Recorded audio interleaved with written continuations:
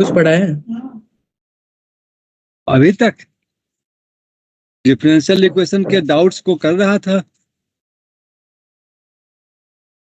Yes आप तो इतना लेट से क्यों आए? सर, 1 मिनट लेट था फिर मैं को अटेंड करना चाहिए। उसमें जो क्वेश्चंस होते हैं, मिसलेनियस क्वेश्चंस डिस्कस होते हैं, तो उसको मिस नहीं करना चाहिए। Yes sir. तो शुरू किया। सर इसकी पीडीएफ भेज दीजिएगा सर, जो भी आपने बताया।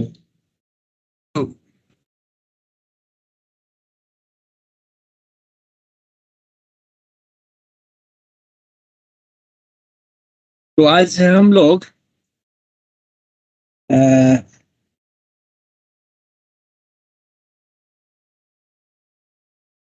वेक्टर शुरू करेंगे आज क्या? Yes sir. Yes, sir. Yes sir. So you all are well acquainted with the physical quantity.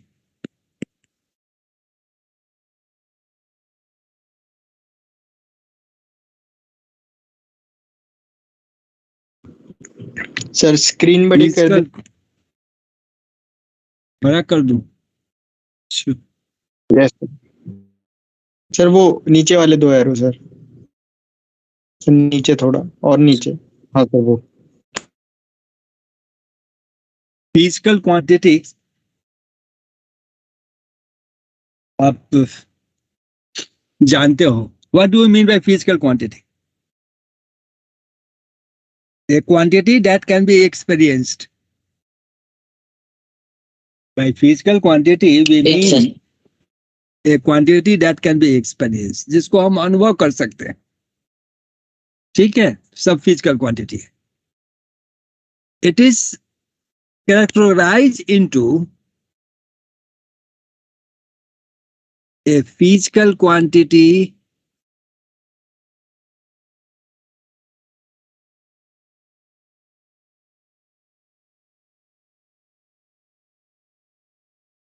specified by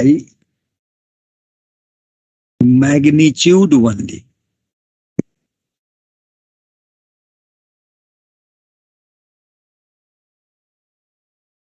And is independent of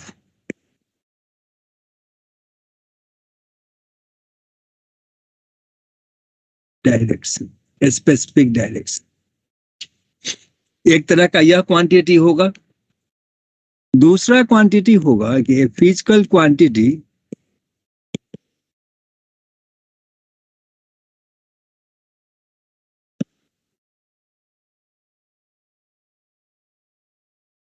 specified by magnitude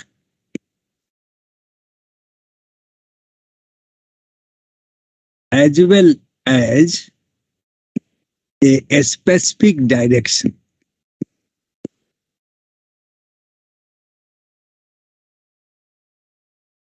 दो तरह के जब हम मेजरमेंट की बात करते हैं, so we have come across 2 types of physical quantity. One is specified by magnitude only, and the another magnitude as well as a specific direction.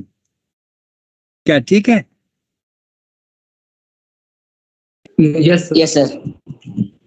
तो फर्स्ट क्वांटिटी को हम लोग कहते हैं, दिस क्वांटिटी इज कॉल्ड और known as scalar quantity.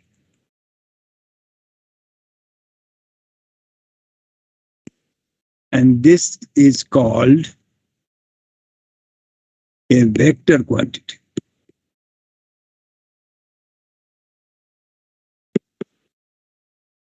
जैसे example,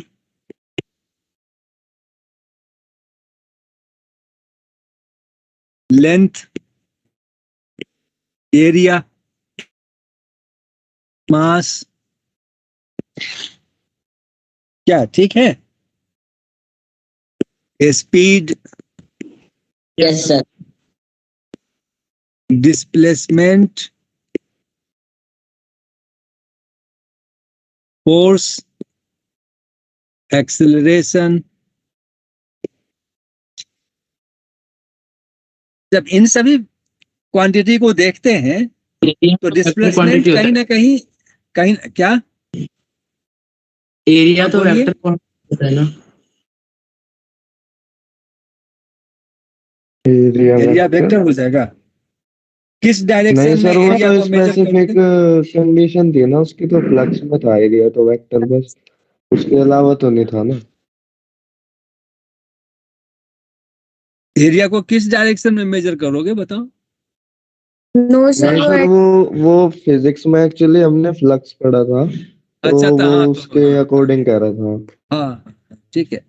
नहीं यही स्केलर क्वांटिटी जब वेक्टर के साथ एसोसिएट होगा तो वेक्टर क्वांटिटी आएगा।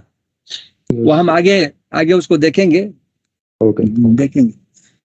तो फिजिकल क्वांटिटी को दो तरह के क्वांटिटी में स्पेसिफाई किया गया, और वन को स्केलर, दूसरे को।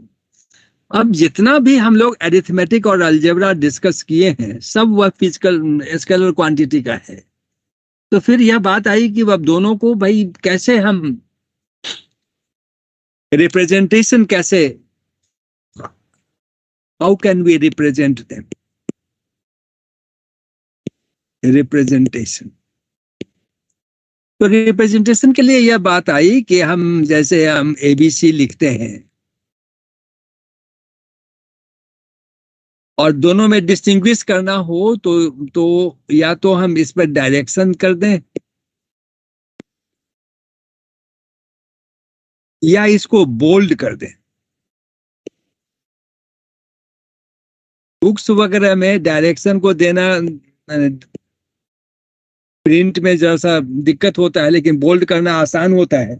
टाइप भी आप कंप्यूटर पर जब टाइप करते हो तो बोल्ड करना तुमको आसान है, और अपर कैरेक्टरिस्टिक देना थोड़ा सा डिफिकल्ट होता है सेटिंग में। तो यह या कुछ लोगों ने कहा कि नहीं, इसको हम कॉरस्पॉन्डिंग नंबर्स में कैपिटल नंबर से भी इन सबको डोनेट करें, डिनोट करें। तो यह एक रिप्रेजेंटेशन था। उसके बाद हुआ कि मैग्नीट्यूड को कैसे, तो यह तो मैग्नीट्यूड ही होगा एबीसीडी, लेकिन अब इसके मैग्नीट्यूड को दिखाना होगा तो हम लोग ऐसे लिखेंगे। फिर हुआ कि अब कैसे, हाँ हाँ बोलो बोलो बोलो बेटा, सर आप बोल के बहुत जल्दी बिल्कुल पढ़ा रहे हैं। बहुत जल्द पढ़ा रहे हैं। बोल, क्या क्या दिक्कत है? ओ पुत्री,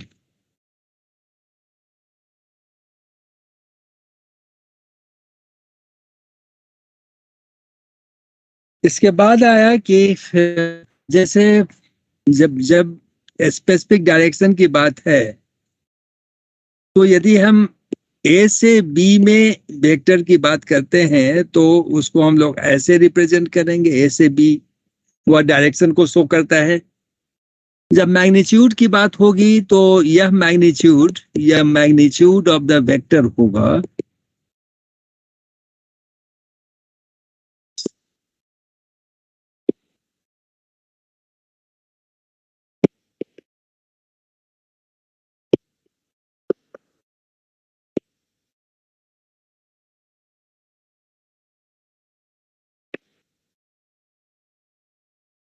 ए बी के लाइन सेगमेंट के लेंथ से हम उसको मैग्नीट्यूड को डिफाइन करेंगे। अब इसी में यदि बी टू ए होगा तो वह डायरेक्शन चेंज हो जाएगा। दोनों का मैग्नीट्यूड तो सेम होगा लेकिन डायरेक्शन अलग अलग। मैग्नीट्यूड दोनों का सेम होगा बट दे एक्ट, एक ए से बी की ओर जा रहा है, दूसरा बी से ए की ओर जा रहा है। ए से बी की ओर और दूसरा बी से ए की ओर। तो यह हम लोग का रिप्रेजेंटेशन था। इसमें एक बात यह भी आई फिर वेक्टर को, कि वेक्टर भी उसको कैरेक्टराइज हम दो तरीके से करते हैं, फ्री वेक्टर और localise vector. A vector which are fully characterized by the magnitude and direction only are called free vectors, and those which are characterized by magnitude, direction as well as the line of support. यह जो line है जो vector के direction को जो दिखलाता है, इसको हम लोग लाइन ऑफ सपोर्ट कहते हैं।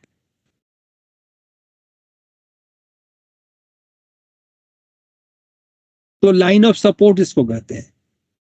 जैसे आप जो फोर्स की बात करते हो, फोर्स एक वेक्टर क्वांटिटी है, तो फोर्स की बात करते हो फिजिक्स में, तो फोर्स का कहीं ना कहीं किसी पर्टिकुलर पॉइंट पर अप्लाई होता है, उसका एक डायरेक्शन है, मैग्नीट्यूड है, but the force acts along a line, तो उसके लिए लाइन ऑफ सपोर्ट होता है। तो वह जो होगा वह लाइन ऑफ सपोर्ट के कारण उसको हम लोग लोकलाइज वेक्टर कहेंगे। और डिस्प्लेसमेंट वेलोसिटी के लिए कोई डायरेक्शन के साथ कोई लाइन ऑफ सपोर्ट की आवश्यकता नहीं होती, इसलिए हम उसको फ्री वेक्टर कहेंगे। तो वेक्टर भी दो तरीके से वेक्टर्स भी कैरेक्टराइज हुआ। एक हो गया फ्री वेक्टर और दूसरा हो गया लोकलाइज वेक्टर। फ्री वेक्टर का मतलब हो गया कि यह independent of line of support होगा। लोकलाइज वेक्टर जो होगा वह dependent on line of support होगा, in spite of the fact that the quantity has magnitude and direction. अब इसके बाद हम कुछ क्लासिफिकेशन ऑफ वेक्टर्स पे आवे। उसके बाद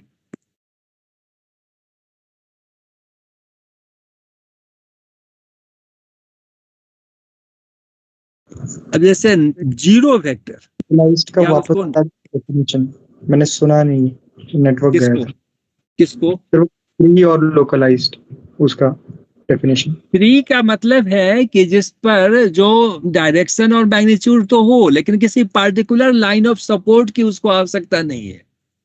जैसे डिस्प्लेसमेंट, तो एक निश्चित डायरेक्शन में आएगा जितना डिस्प्लेसमेंट होगा, लेकिन जब फोर्स लगाओगे तो फोर्स डायरेक्शन में लगाओगे, लेकिन किसी पार्टिकुलर पॉइंट पर लगाओगे नहीं, तो उसके लिए फोर्स के लिए हमको लाइन ऑफ सपोर्ट की आवश्यकता होगी। Moment of a force about A point जब हम करेंगे तो अबाउट ए पॉइंट होता है, फोर्स अबाउट ए पॉइंट होता है। तो जैसे ही अबाउट ए पॉइंट या अबाउट ए लाइन हो, तो वैसे फिजिकल क्वांटिटी को वैसे डायरेक्शन के साथ हमको उसको लाइन ऑफ सपोर्ट की आवश्यकता होती है, इसीलिए उसको हम लोग लोकलाइज वेक्टर कहते हैं। और जब लाइन ऑफ सपोर्ट की आवश्यकता नहीं हो तो हम उसको फ्री वेक्टर कहेंगे। मैथमेटिक्स में ज्यादा इससे लेना देना नहीं है, तो हम लोग सिर्फ जो मैथमेटिकल कैलकुलेशंस हैं उसके आधार पर, लेकिन थोड़ी सी जानकारी कि आप फिजिक्स के साथ कैसे इसको कोरिलेट कर पाओगे, इसलिए मैंने इसकी चर्चा की। अब क्लासिफिकेशन ऑफ वेक्टर्स में जैसे जीरो या नल वेक्टर हम लोग किसको कहेंगे? तो a vector quantity whose magnitude is zero, a vector quantity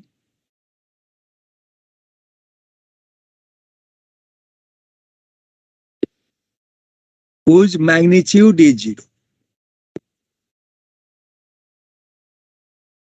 वैसे वेक्टर क्वांटिटी को जिसका मैग्नीट्यूड जीरो हो तो हम उसको जीरो वेक्टर कहेंगे या नल वेक्टर कहेंगे। अब इसमें हमको डिफरेंस समझना चाहिए। किसी भी वेक्टर को हम यदि जीरो वेक्टर लिख रहे हैं तो ऐसा नहीं लिखना चाहिए, हमको ऐसे लिखना चाहिए, वह नल वेक्टर को रिप्रेजेंट करेगा। उसके बाद है यूनिट वेक्टर।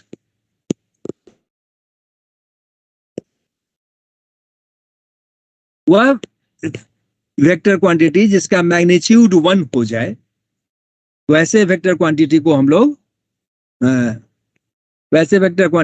लोग यूनिट वेक्टर कहते हैं। और किसी भी वेक्टर के along the unit vector along the direction of the vector A, इसको हम लोग 1/मैग्नीट्यूड ऑफ ए वेक्टर लिखते हैं। और यूनिट वेक्टर के लिए एक सिंबल है ए कैप। ए कैप का मतलब, ऐसा लिखने का मतलब ही है कि वह यूनिट वेक्टर है, उसका मैग्नीट्यूड 1 है। ठीक है। जब हम लोग कोऑर्डिनेट एक्सिस की बात करते हैं, रेक्टेंगुलर एक्सिस की बात करें, 2D में बात करें, 2D में बात करें, या एक्स एक्सिस है या वाई एक्सिस है या ओरिजिन है, तो एक्स एक्सिस के डायरेक्शन में जो यूनिट वेक्टर होता है उसको आई कैप, वाई एक्सिस के डायरेक्शन में जो यूनिट वेक्टर होता है उसको जे कैप लिखते हैं। यदि हम 3 डायमेंशन की बात करें, एक्स एक्सिस, वाई एक्सिस और जेड एक्सिस हो, एक्स एक्सिस के डायरेक्शन में आई कैप, वाई एक्सिस के डायरेक्शन में जे कैप और के कैप है जेड एक्सिस के डायरेक्शन में। यह जनरली हम लोग ऐसा मान रहे हैं, यह एक ट्रेडिशन कहो, यह एक अब कोई कहेगा कि नहीं सर मैं एक्स एक्सिस के डायरेक्शन में हम मानेंगे एल यूनिट वेक्टर। आप मान सकते हो, कोई दिक्कत नहीं है, लेकिन यह इंटरनेशनली रिकॉग्नाइज्ड है। आप यदि अपनी बात कहना चाहते हो तो आप लिखो कि इन माय ओपिनियन, और we have supposed that the unit vector in the direction of X axis is p along y axis as q and so on। तो यह आप कर सकते हो, इसमें कोई दिक्कत नहीं है। लेकिन जो भी डेवलपमेंट होता है वह कॉमन कंसेंसस के आधार पे होता है, एक कॉमन अंडरस्टैंडिंग डेवलप करने के बाद ही होता है। तो we generally use the unit vector along x axis, y axis and z axis as I cap, j cap and k cap respectively। सुन रहे हैं सब लोग? Yes, sir. Yes sir. या सुन ही रहा है? Now after that we have equal vectors।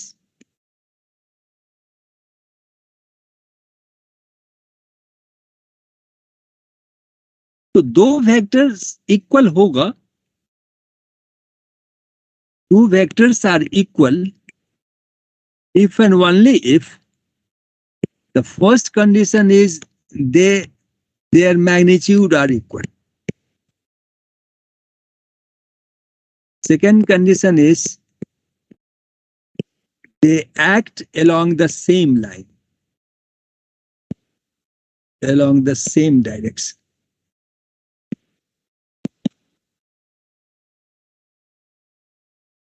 दो vector equal तभी होगा जब उसका मैग्नीट्यूड सेम हो और दोनों सेम डायरेक्शन में लाई करता हो, कार्य करता हो। ठीक है।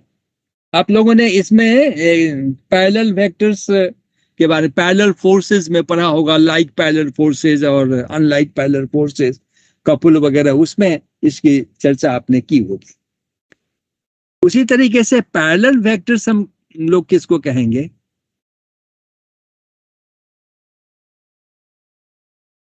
तो two vectors are said to be parallel either they act along a line or their line of actions are parallel to a given line। तो पैरेलल वेक्टर होगा तो इसका मतलब कि they act along the same line of support। Two vectors are said to be parallel, two vectors A and B are said to be parallel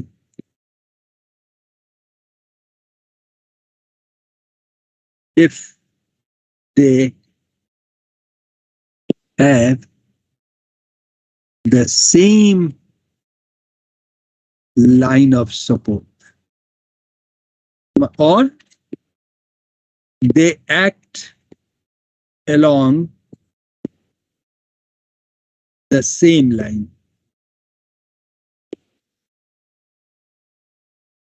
अब इसी में आई बात की ठीक है, सेम लाइन ऑफ सपोर्ट है, डायरेक्शन सेम हो,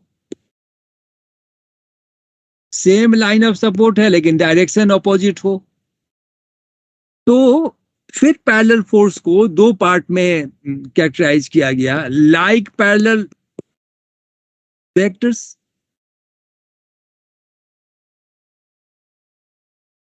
and unlike parallel vectors.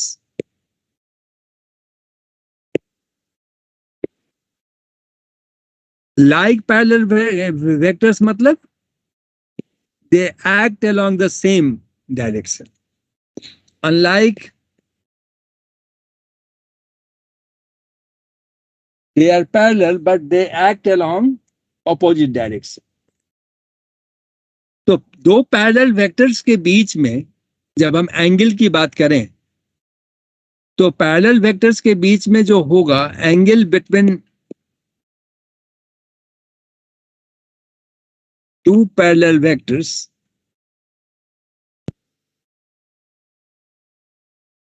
Is either 0 और 180 डिग्री। 0 का मतलब है कि सेम लाइन ऑफ सपोर्ट है, सेम डायरेक्शन में एक्ट कर रहा है। 180 का मतलब कि they act along opposite direction. Clear हो रहा है? Yes sir. Yes sir. ओ पुत्री आज हमारे एक भी पुत्री की आवाज नहीं आ रही है। सब है, जीवित है या नहीं? है सर। सर पुत्र सब तो आवाज आ रही है, पुत्री सब कहाँ है? Yes sir. हो जीवित हो? Yes sir. जिंदा को भी दिखलाना पड़ता है कि हम जीवित हैं, बहुत मुश्किल है। जो लोग जीवित हैं उन्हें भी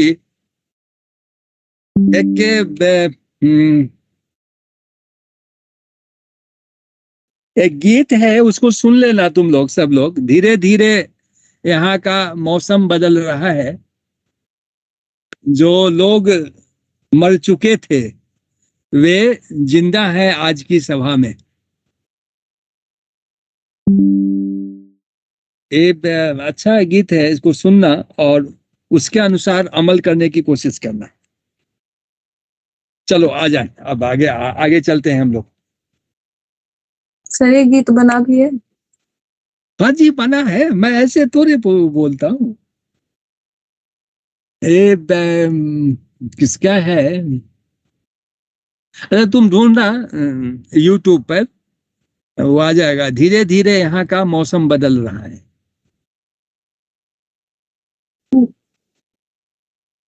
ओके सर। नहीं मिलेगा तो फिर बात करना। इसके बाद है कि अब देखो कि जब वेक्टर है तो कहीं ना कहीं उसका एक इनिशियल पॉइंट होगा। जब हम ए बी वेक्टर की बात करते हैं तो ए इसका क्या है? इनिशियल पॉइंट है, और बी इसका क्या है? टर्मिनल पॉइंट है। लेकिन यह तभी है जब वेक्टर ए से बी की ओर है। जब बी से ए की ओर होगा तो इनिशियल पॉइंट कौन सा होगा?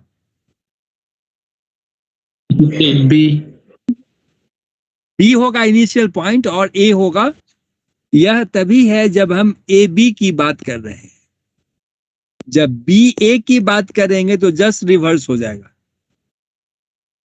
यह इनिशियल पॉइंट बी हो जाएगा और टर्मिनल पॉइंट ए हो जाएगा इसके लिए, बी ए के लिए। तो जैसे कंकरेंट फोर्सेस की बात आपने की होगी, तो सबका क्या होगा? को इनिशियल पॉइंट्स होगा। को इनिशियल फोर्सेस भी कहते हैं, सभी के जो एक ही पॉइंट से यदि यह सब वेक्टर्स निकले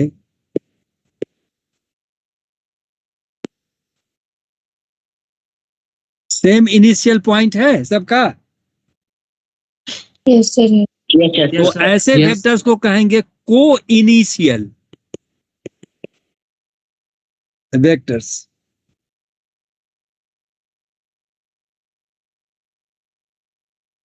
और ऐसा हो तो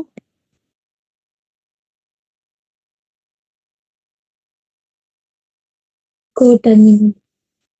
को terminus.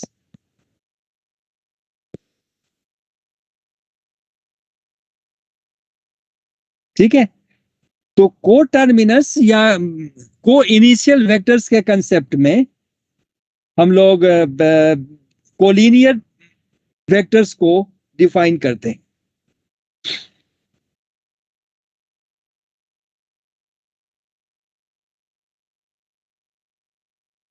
Collinear vectors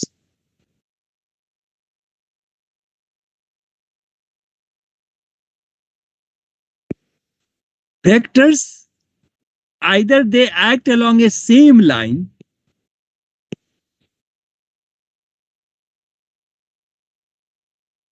or their line of action are parallel to a given line, or have either initial or terminal point in common are called collinear vectors. क्या होगा? Vectors which have either initial or terminal point in common, or they act along a line, or their line of action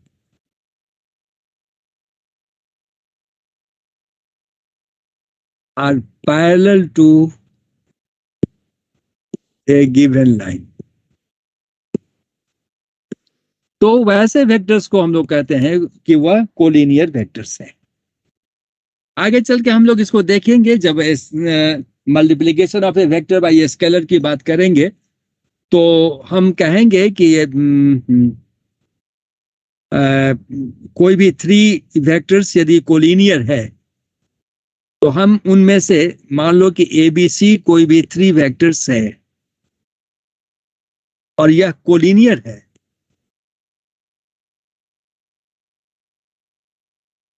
तो इनमें से किसी एक को दूसरे के लीनियर कॉम्बिनेशन के रूप में लिख सकते हैं such that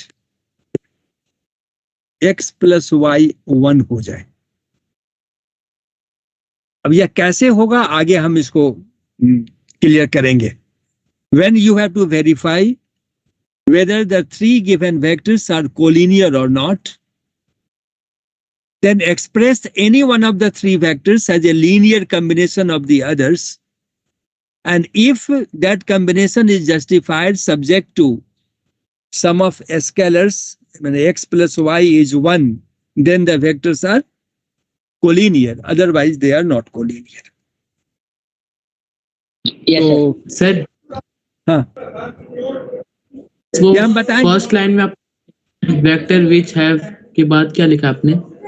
which have either initial or terminal point in common, सबका हो गया, इनिशियल या कॉमन पॉइंट हो कॉमन, या they act along a line और their lines of action are parallel to a given line, तो हम उसको कोलिनियर वेक्टर कहेंगे। Yes sir. अभी हम इसको क्लियर करेंगे। उससे पहले थोड़ा सा डिफाइन कर लें कि वेक्टर को तो डिफाइन किया, लेकिन अलजेब्रा ऑफ वेक्टर्स हम लोगों ने अभी नहीं किया है। अलजेब्रा ऑफ वेक्टर्स का मतलब आ दीजिए हाँ। ना, ये कैसे? कौन सा? ये कोलिनियर वाले को। अच्छा, कोलिनियर वाला थोड़ा सा बेटा पेशेंस रखो ना। मैं कह रहा हूं ना कि अलजेब्रा ऑफ वेक्टर्स बता रहा हूं, तब उसमें यह डिस्कस हो जाएगा कि यह क्यों कोलिनियर होने के लिए हम 3 वेक्टर को जो कोलिनियर की बात करेंगे तो यह जो अलजेब्राइक रिलेशन है यह एग्जिस्ट करना चाहिए, इसकी बात हम कर लेंगे।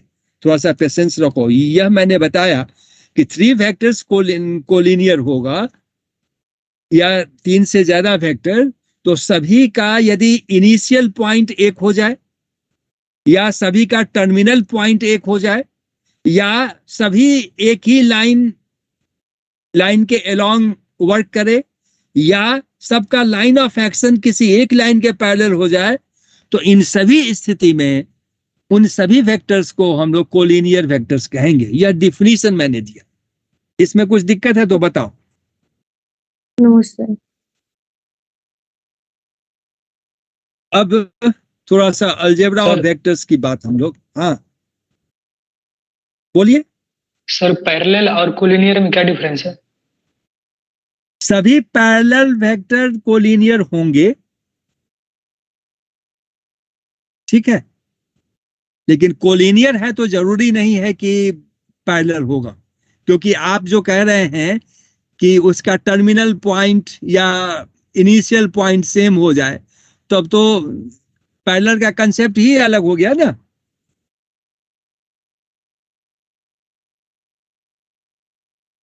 Yes sir. सभी पैरेलल वेक्टर्स कोलिनियर होंगे लेकिन सभी कोलिनियर पैरेलल नहीं होंगे। डिफरेंस यही है। सर अब आ आपने जाए पैरेलल आया था 2 वेक्टर के, 2 बेटा, वेक्टर्स के लिए लिखा है। तो बेटा 2 से 3 ज्यादा वेक्टर, 2 से ज्यादा भी वेक्टर पैरेलल हो सकता है, क्यों नहीं हो सकता है? ले ले ये ले।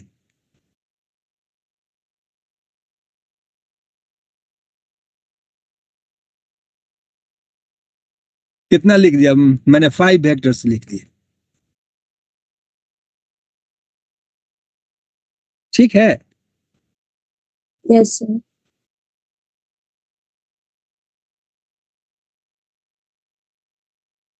अब हम लोग आते हैं अलजेब्रा ऑफ वेक्टर्स पे।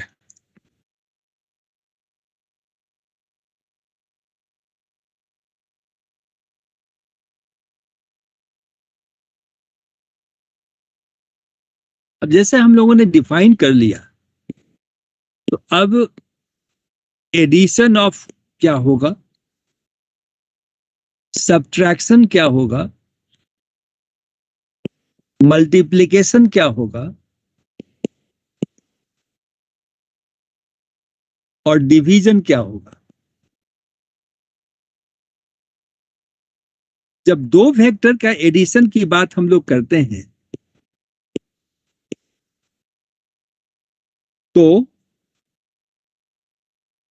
यदि 2 वेक्टर है किसी ओ है उसका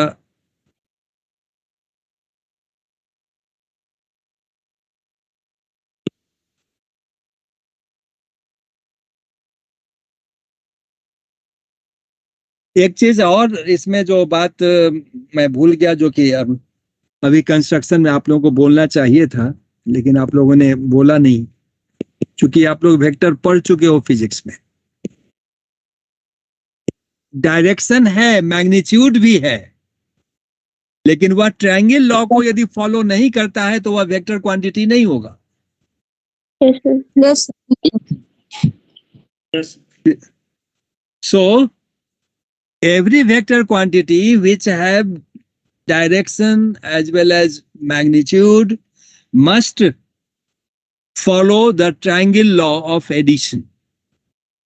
मतलब जहां से चला, ट्रायंगल लॉ ऑफ एडिशन यह कहता है, मान लो कि एक पॉइंट से गया, बी तक पहुंचा, बी से सी तक गया, तो सी से ए तक आएगा तो वह 0 हो जाएगा। डिस्प्लेसमेंट 0 हुआ ना? Yes sir. कोई कुछ नहीं बोल रहा है। तुम घर से जाते हो सामान लाने के लिए, कभी कभी मम्मी भेजती है, जाओ कोई गेस्ट आते हैं तो मिठाई ले आओ, तो तुम घर से गए दुकान, दुकान से मिठाई लाए, तुम्हारे द्वारा कोई काम नहीं हुआ, वर्क डन 0 होगा। यस सर, फिर भी मिठाई खाएंगे। क्या ठीक है? और जब काम नहीं करते हो तो मम्मी को बार्गेन क्यों करते हो कि हमको कुछ दोगी तब हम जाएंगे लाने के लिए?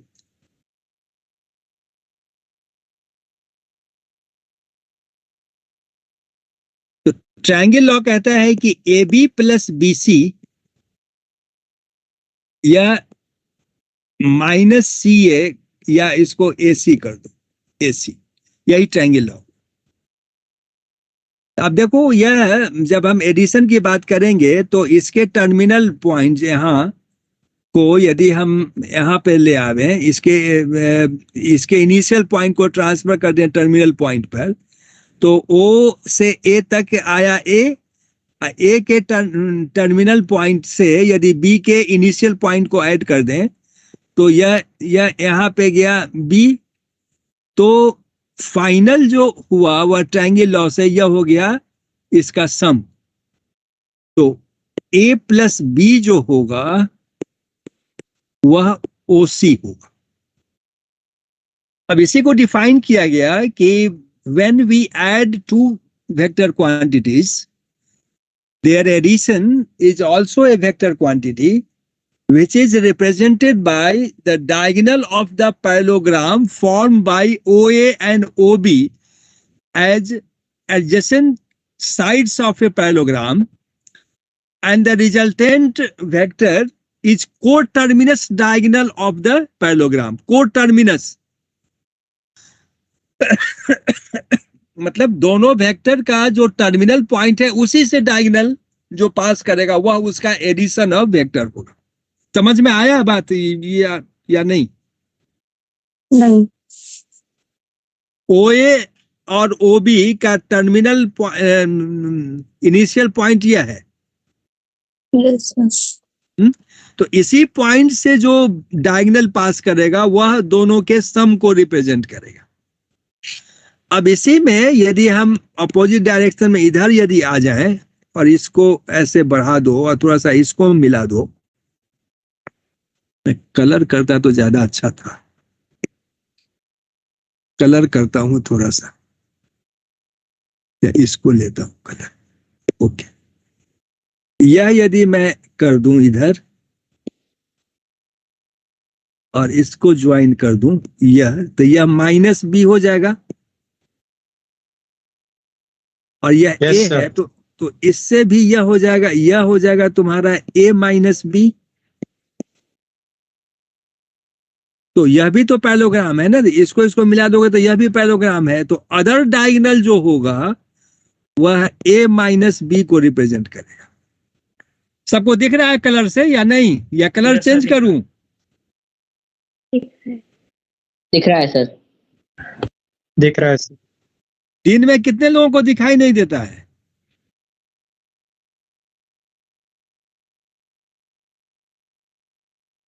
अंधेरे में किसको किसको दिखता है? गणेश को या आदित्य को?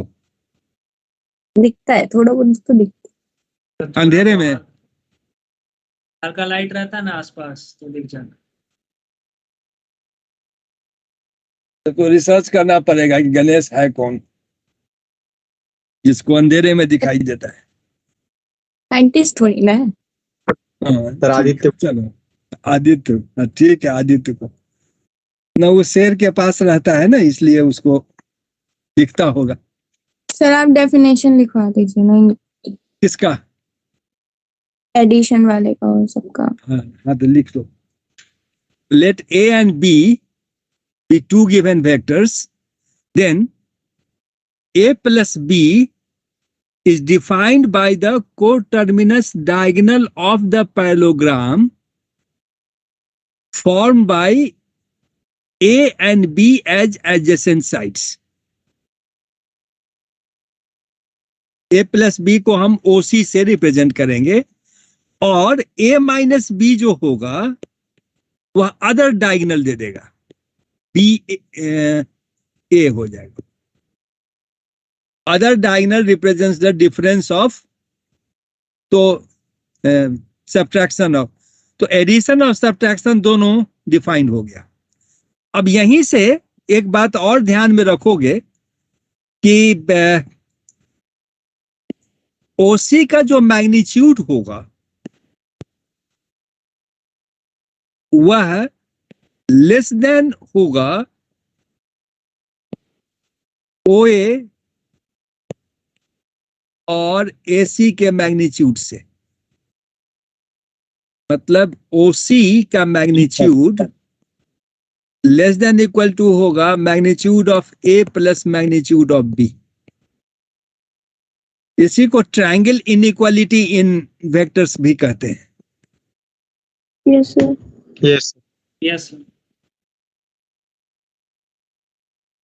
ठीक है, sum of two sides is always less than third side, greater than third side, और difference right- of two side. Yes sir. और बी ए भी जो होगा वह भी होगा उससे छोटा।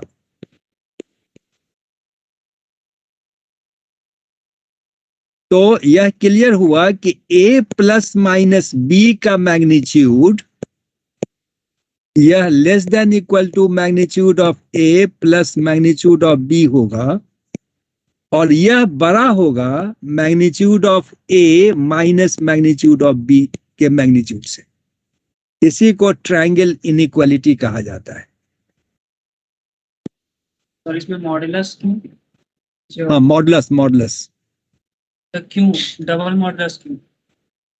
डबल मॉडुलस इसलिए कि ए और बी में से निगेटिव नंबर तो हमेशा छोटा होगा, यस सर। इसीलिए उसको लिया गया। Okay sir. ठीक है, अब यह किस किस रूल को फॉलो करता है उसको अब हम लोग देखें।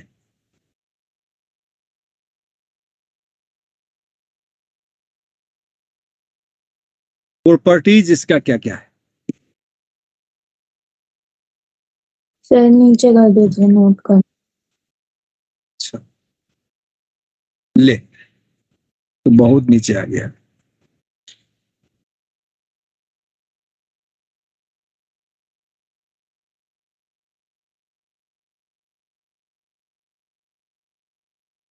अंशिका है कि नहीं? अंशिका है प्रेजेंट कि नहीं आज? Yes sir. ओ अंशिका,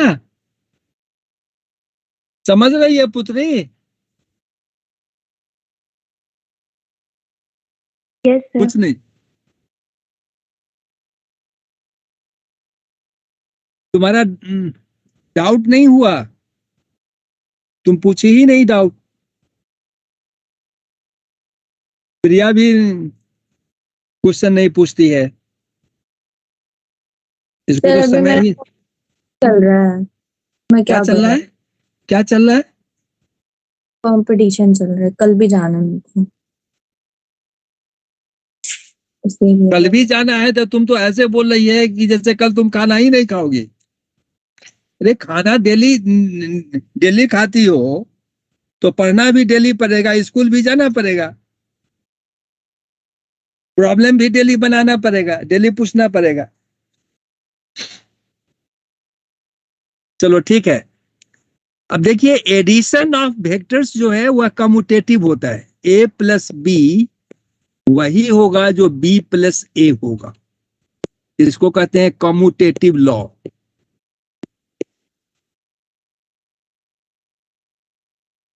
लेकिन डिफरेंस इक्वल नहीं होगा।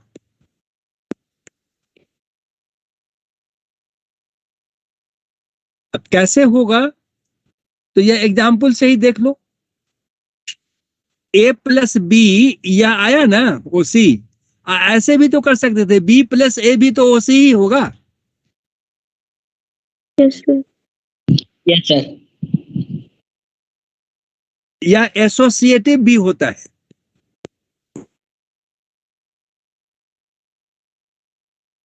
a प्लस बी प्लस सी वही होगा जो a प्लस बी प्लस सी होगा। लेकिन यह नहीं होगा।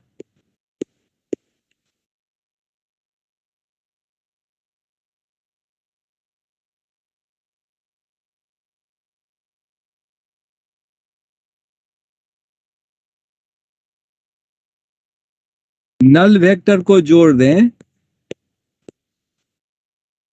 तो ए ही आएगा।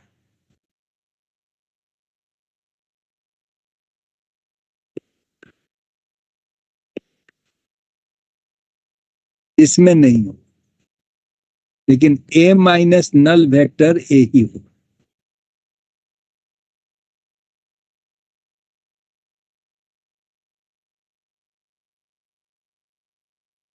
और इक्वल एंड ऑपोजिट वेक्टर को जब सम करेंगे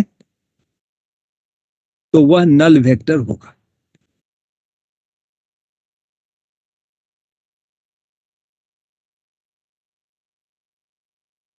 तो यह हो गया आपका एडिशन से related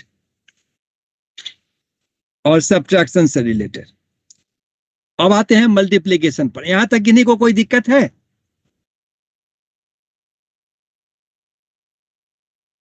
no sir. No sir.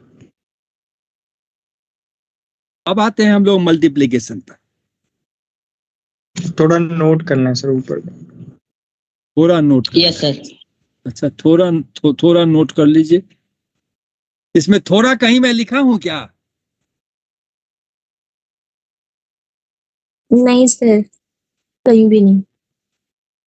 और जब तुम हमारे सामने में कहते हो कि थोड़ा नोट कर लेते हैं, तब किसके सामने में कहोगे कि पूरा नोट कर लेते हैं सर? पूरा भी कहाँ लिखना? अरे बाबा, प्रॉपर्टीज इसका तो एडिशन सब्ट्रैक्शन का तो पूरा हो गया। अब तो पूरा हो गया, तब तो मैं मल्टीप्लिकेशन की ओर जा रहा हूं। जी सर। ठीक है, तुम लोग एस सर बोलता होगा, एस सर तो नहीं बोलता है, एस सर। Yes sir. और बता भी दिया कि हाँ सर ऐसा ही करते हैं। लिख लिए सर। सर तो लिख लिए, तू लिखा कि नहीं? चलूं अब? Yes sir. Yes sir.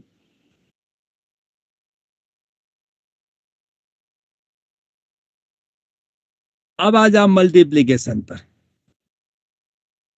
अब देखो, वेक्टर एडिशन में भी हम लोगों ने वही सिंबल को यूज किया जो कि वहां पर यूज करते थे, अलजेब्रा में जो यूज करते थे, अरिथमेटिक में जो यूज करते थे, उसी सिंबल को हम लोगों ने बोरो कर लिया। लेकिन यहां जो यह सिंबल है, यह 3+5 और a+b दोनों का मीनिंग अलग अलग है या दोनों एक ही है? अलग अलग।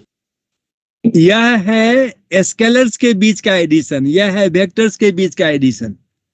हम दोनों के लिए सेम सिंबल यूज कर रहे हैं, but that very notation represent the different things. और यह हम लोग को समझ में आना चाहिए, तभी हम मैथमेटिक्स के पढ़ने वाले होंगे। A true mathematician is who reads A, understands B, says C, but it is actually D.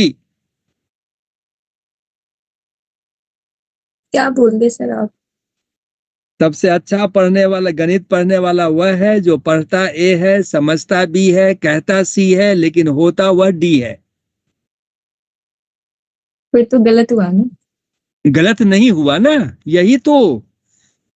Matrix में आप क्या लिखते हो? A is a matrix of order, क्या लिखते हो? m/n। पढ़ते हो m/n, लिखते हो m×n, ठीक है। और न तो वह m/n होता है, न वह m×n होता है। That represents the number of rose and number of columns present in the matrix. Yes sir. तो हम यहाँ पर न तो मल्टीप्लाई करते हैं न डिवाइड करते हैं, यहाँ पर वह रिप्रेजेंटेशन है जो रोज और कॉलम्स को रिफ्लेक्ट करता है, और यह हमको समझ में आना चाहिए। नहीं तो कोई भी आदमी देखेगा और इसको लिखेगा कि A is a matrix of order 2/3, कहेगा 6 लिख दो, AIJ, यहाँ पे 6 लिख देगा। अब जब यह 6 लिखेगा तो यह मीनिंगलेस हो जाएगा। समझ में आया? Yes sir. अब मल्टीप्लिकेशन में जनरली हम लोग 3 सिंबल यूज करते हैं अरिथमेटिक में, AB, A.B, A×B, इस तरह का सिंबल यूज करते हैं ना। Yes sir, Yes, sir. करते हैं। Yes, sir. तो यह तीनों सिंबल वेक्टर में अलग अलग रिप्रेजेंटेशन होगा। अब देखिए, Yes. अब जैसे multiplication of a vector,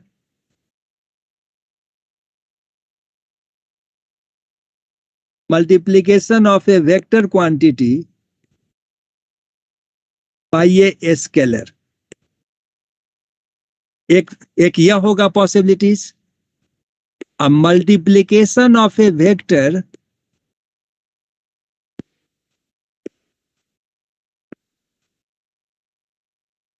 by a vector, अब इसमें 2 स्थिति होगी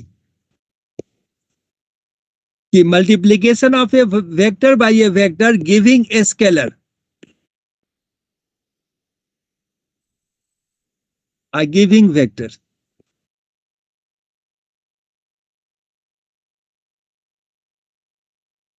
यदि स्केलर होगा तो हम उसको कहेंगे scalar product of vectors, scalar product of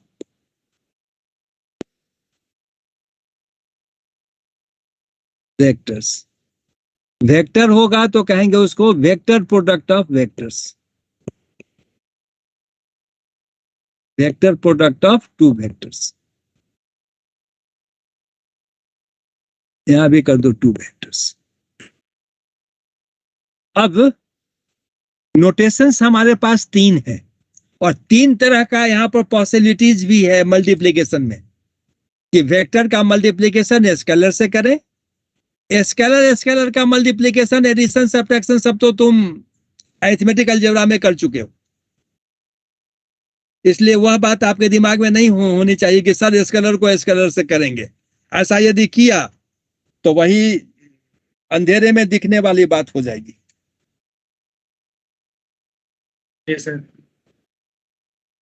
तो multiplication of a vector by a scalar, multiplication of a vector by a vector whose result is a scalar number, multiplication of a vector by a vector whose result is a vector number.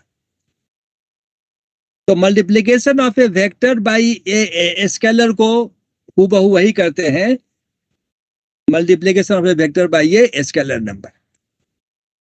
जब 2 vector के product scalar number हो तो हम उसको scalar product करते हैं।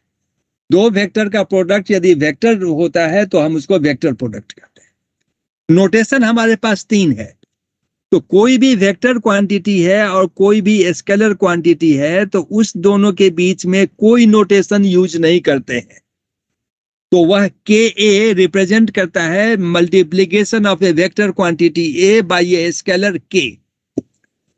जब 2 vector के बीच का प्रोडक्ट यदि स्केलर नंबर होता है तो उसके प्रोडक्ट के बीच में हम लोग डॉट क्रॉस करते हैं, डॉट लिखते हैं, इसीलिए इसको डॉट प्रोडक्ट ऑफ 2 वेक्टर्स भी कहा जाता है,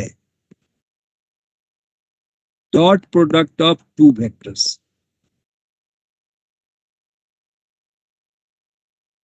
इसमें हम लोग क्रॉस यूज करते हैं, तो वेक्टर प्रोडक्ट ऑफ 2 वेक्टर्स को क्रॉस प्रोडक्ट ऑफ 2 वेक्टर्स भी कहा जाता है,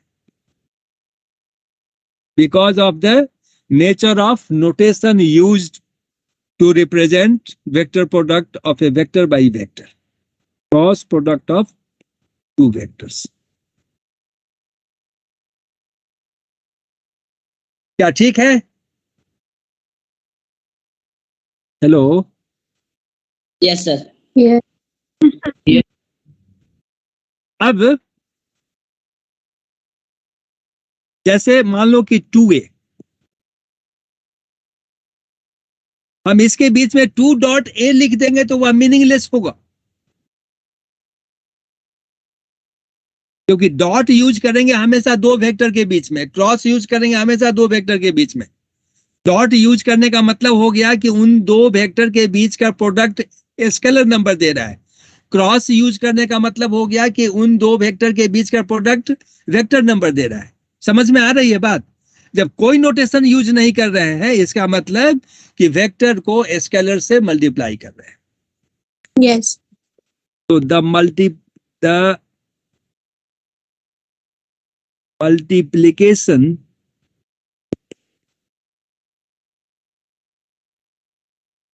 of a vector A by a given scalar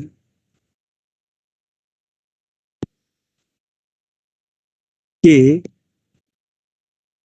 written as Ka is a vector quantity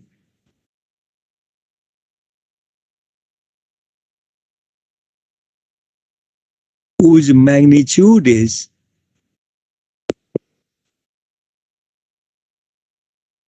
A times the magnitude of A,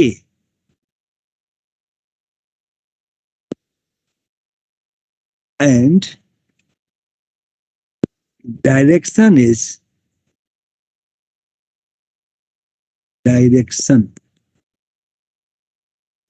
parallel to the direction of A.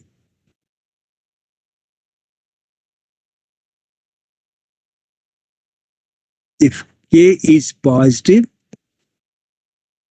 then direction of Ka is same as that of A.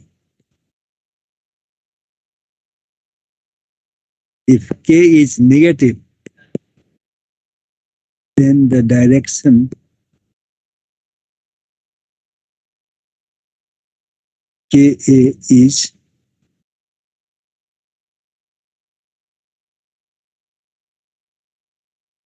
opposite to the direction of.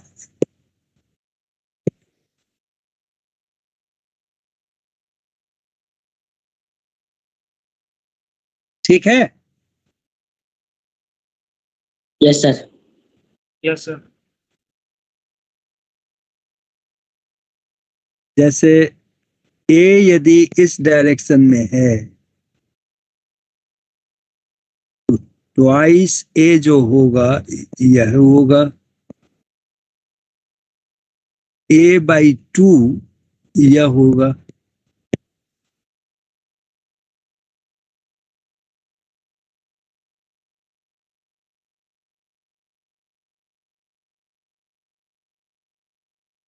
Direction opposite हो गया, -3। ठीक है? Yes, sir. तुम लोग नहीं कुछ बोलते हो ना तो हम बहुत घबरा सा जाते हैं कि मैं करूं तो करूं क्या। True sir. तो बस ऊपर मत करना इसको।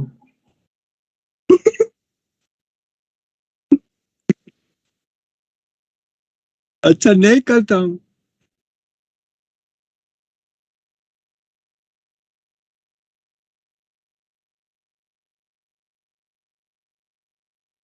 कब तक ऊपर ना करूं? कल तक? नहीं सर, बस 2-3 लाइन बची है वो साइड वाले ब्लैक वाले पैराग्राफ की।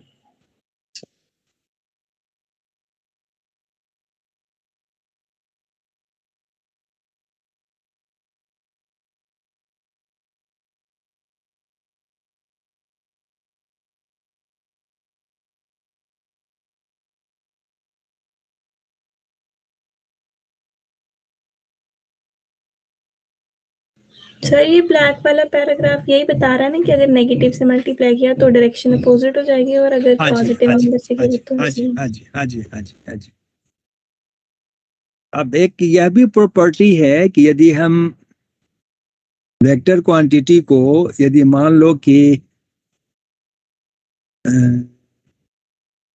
m ऑफ एन ए है,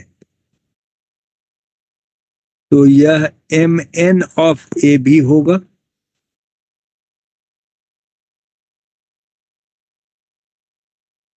यह एन ऑफ एम ए भी है तो भी होगा। अब इस बीच में कहीं हम डॉट दे दिए, जैसे एम डॉट सॉरी, तो यह मीनिंगलेस हो जाए।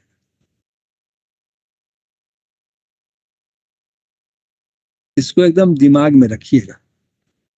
ऐसा नहीं है, दादागिरी नहीं है कि हमारा मन है हम डॉट दे देंगे। डॉट दे दीजिएगा तो सब गड़बड़ हो जाए।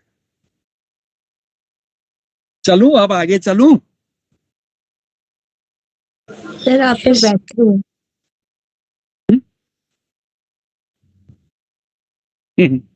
चलूं भाई। Yes sir. Yes, sir. अब आ जाओ scalar product of two vectors. इसको डिफाइन करते हैं हम A dot B is magnitude of A magnitude of b into cosine of the angle between the vectors. यह a है, इस डायरेक्शन में b है, इसके बीच का एंगल यदि थीटा है तो यह, इसको ऐसे डिफाइन करते हैं। इसको जब डिफाइन करते हैं तो चूंकि यह वेक्टर क्वांटिटी के साथ एसोसिएटेड है, तो magnitude of A magnitude of B into sine theta, ठीक है, into unit vector which is normal to the plane of A and B is a unit vector normal to the plane of A and B. A और B के plane पर perpendicular, normal in the outward direction वह। तो अब चूंकि अब कहोगे कि सर इसमें कॉस थीटा लिया, इसमें साइन थीटा लिया, तो definition has no proof, definition is itself a proof. ठीक है, मेरा नाम पप्पू रख दिया गया, वह इसलिए रख दिया गया कि शुरू में मेरा नाम पप्पू, ऐसा कुछ नहीं था कि मैं पप्पू के कैरेक्टर से मिलता जुलता था, इसलिए रख दिया गया पप्पू। लप्पू भी रख दिया जाता, सप्पू भी रख दिया जाता। So definition is itself a proof. आप पुत्री बोल, क्या बोल रही थी? सर यहाँ पे कुछ और नाम आ रहा है आपका। अरे तो मैं एग्जाम्पल लिया ना, वह नाम थोड़े है मेरा। Okay sir. हद कर दिए, मैं तुमको लगा कि मैं पप्पू हूं ना? सर तू तो आप हो ही, आपने ऐसे आपने तू तो आप हो ही। No sir.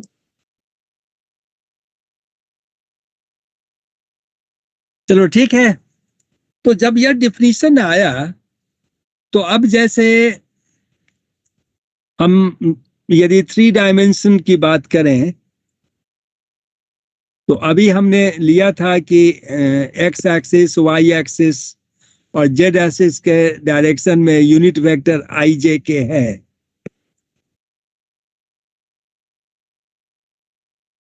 तो आई डॉट आई क्या होगा?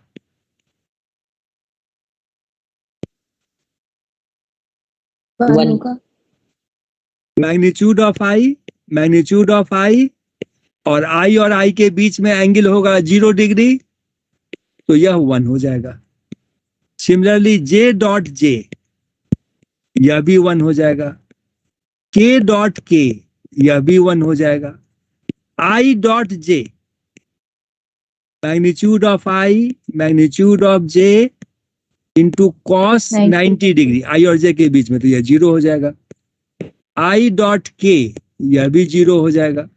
जे डॉट के, यह भी 0 हो जाएगा। समझ में आया?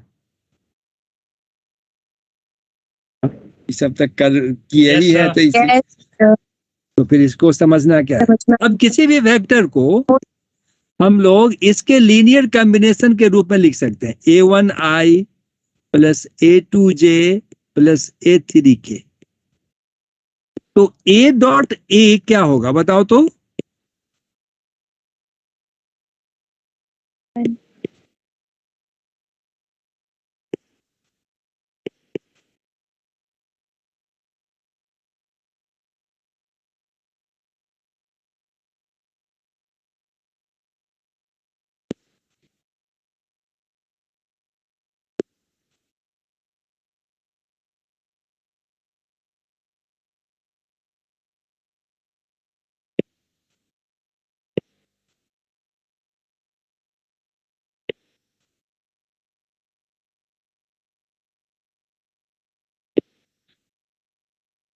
a1 square plus a2 square plus a3 square होगा।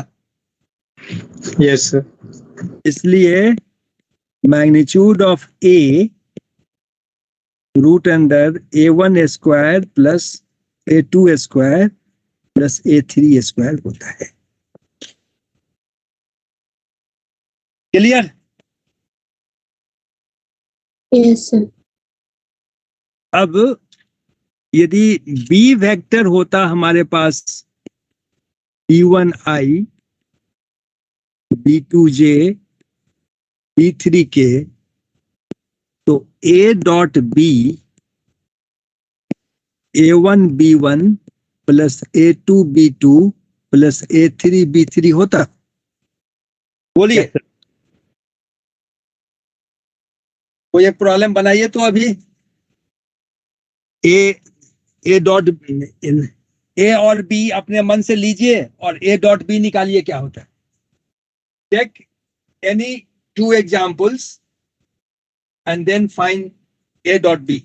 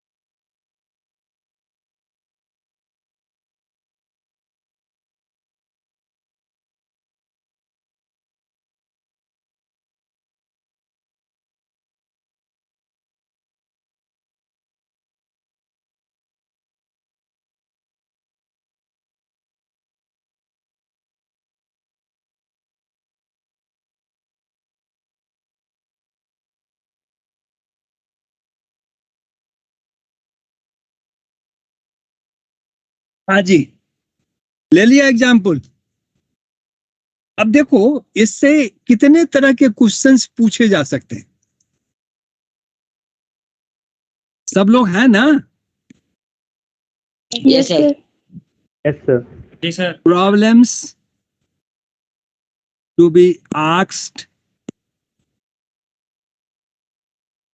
types of problems.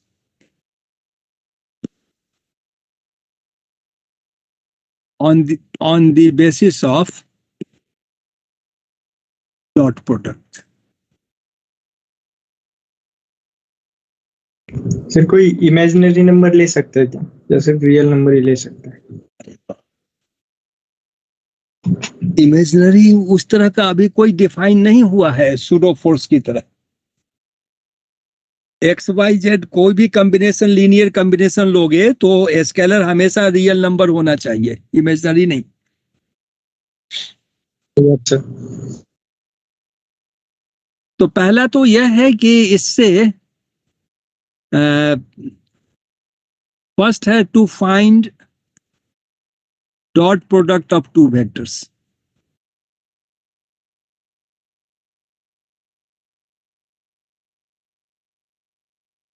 दूसरा to find the magnitude of the vector, उसको भी तो डॉटेड से निकाले हैं ना।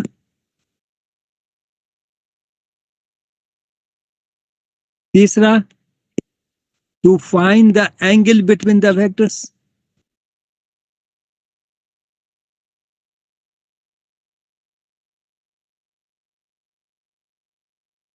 चौथा to show two vectors are perpendicular.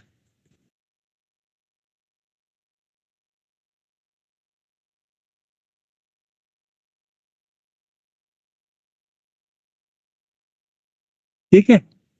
अब पांचवा जो है वह देखो, to find projection of one vector, projection of one on other. कैसे? देखो इधर ए वेक्टर है, मान लो यह बी वेक्टर है,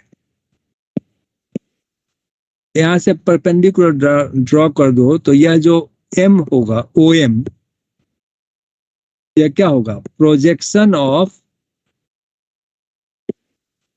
ओ बी ऑन ओ ए होगा। Yes sir. अब इसको ओ एम को O M by O B into O B लिख सकते हो, यह magnitude of B into cos theta होगा जब यह एंगल थीटा हो।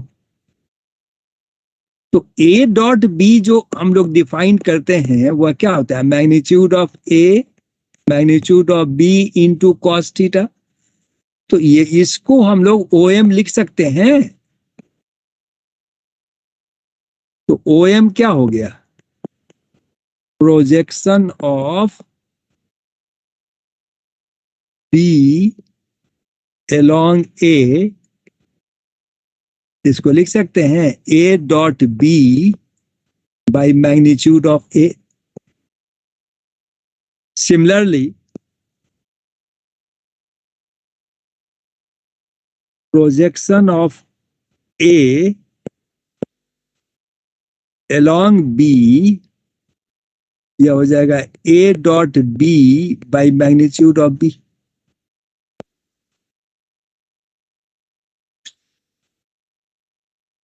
तो यही 5 तरह का क्वेश्चंस इससे पूछा जा सकता है, और हर एक पे एक एक एग्जाम्पल हम लोग ले लेंगे तो फिर अपने आप सभी प्रॉब्लम्स को बना सकते हैं। सर ये प्रोजेक्शन वाला बताना फिर से। अच्छा ठीक है, यहां तक लिखे हो? इसी फिगर से बता दूं या अलग से बताऊं? अलग से। अलग। तो फिर पेज को चेंज करूं ना? लिख लिए हो तो अब? नो सर, लिखना है। नहीं नहीं सर।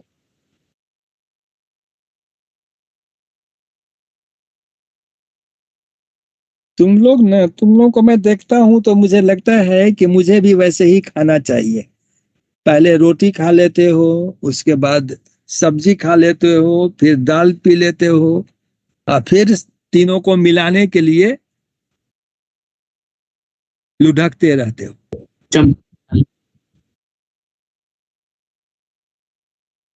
समझना, लिखना, पढ़ना सब साथ साथ होना चाहिए।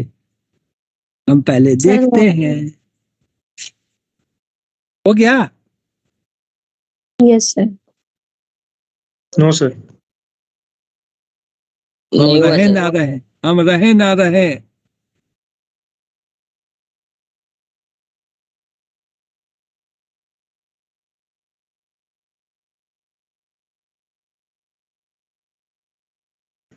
हाँ सर, अब हो गया। देखो पुत्री, ए है इस डायरेक्शन में, बी है यह, ओए है। अब बी का प्रोजेक्शन यदि हमको निकालना हो तो क्या करेंगे?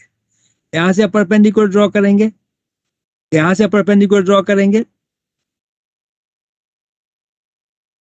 किसी पर प्रोजेक्शन करने के लिए उसके इन पॉइंट से हम लोग प्रोजेक्शन करते हैं ना, तो यही ना होगा उसका प्रोजेक्शन। यहाँ तो वह कॉन्साइड कर रहा है, तो यहाँ से तो यह जो पोर्शन होगा यह होगा projection of O B along O A होगा। यस इसको हमने एम लिया था, यह एंगल थीटा था, तो यह तो ओ एम हो गया ना। ओ एम को लिख सकते हो, Newton third law of motion लगा लो, O M by O B into O B, जितना से मल्टीप्लाई किए उतना से डिवाइड भी कर दिए, तो यही ना न्यूटन थर्ड लॉ है। यस अब O M by O B क्या कॉस थीटा होगा? ओ बी है मैग्नीट्यूड ऑफ बी, तो बी कॉस थीटा हो गया। Yes sir. अब ए डॉट बी पे आओ, ए डॉट बी को ऐसे डिफाइन किए हो,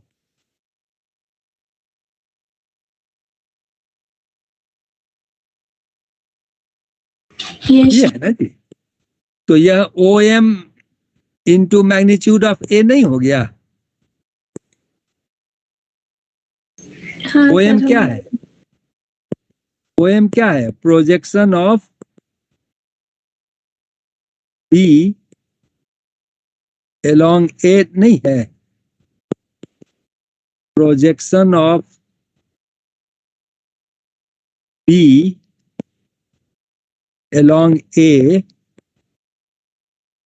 dot B by magnitude of A लिखोगे?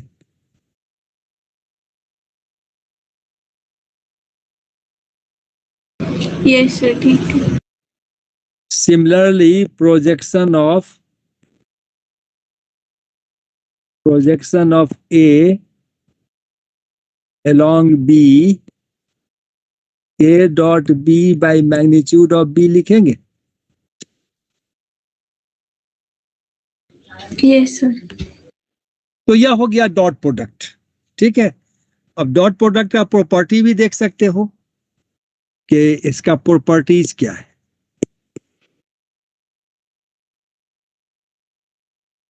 यह कम्यूटेटिव लॉ को फॉलो करता है। ए डॉट बी वही होगा जो B dot A, obeys commutative law.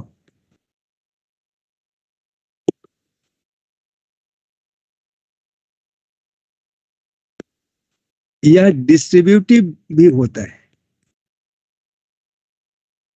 A dot B plus A dot C, A dot B minus C, A dot B minus A dot C, B plus C dot A, B dot A plus C dot A,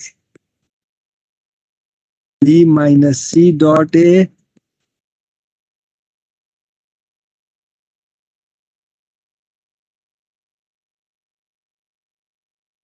यह हुआ distributive law.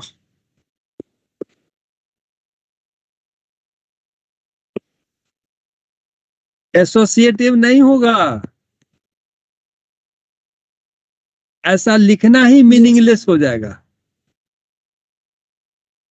क्यों meaningless होगा? या तो scalar number होगा ना B dot C. Yes sir. Scalar और vector के बीच में कोई भी डॉट्स देते हैं? नो नहीं सर। देते। और एक चीज और आप जान लीजिए कि division of a vector bye scalar हम लोगों ने डिफाइन नहीं किया है। तो ऐसा जो लिखते हैं वह हम लोग गलत लिखते हैं, रॉन्ग रिप्रेजेंटेशन है। जबकि धड़ल्ले से लोग लिखते हैं, धड़ल्ले से बुक में ऐसा लिखा हुआ होता है, हमको इसको ऐसे लिखना चाहिए। Yes sir. यह है।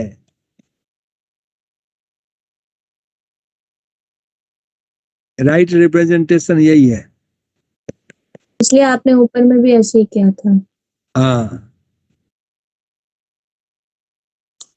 अब धड़ल्ले से लोग इसको लिख देते हैं ऐसे। यह गलत है लिखना,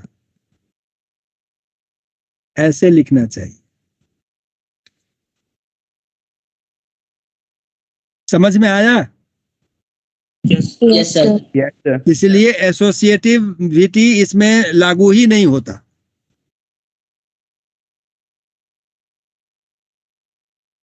अब चलिए थोड़ा सा और, यहाँ तक आप लोग हैं कंफर्टेबल तो मैं आगे चलूं, थोड़ा सा कंसेप्ट कर लूं, तब फिर प्रॉब्लम एक साथ हम लोग शुरू करेंगे। Yes sir. छाप लिया? Yes sir. Yes sir. बड़ी पिटाई करेंगे। छापता है कि लिखता है? लिखते हैं। कितने में फिक्स करता है वो? चलो, cross product of two vectors.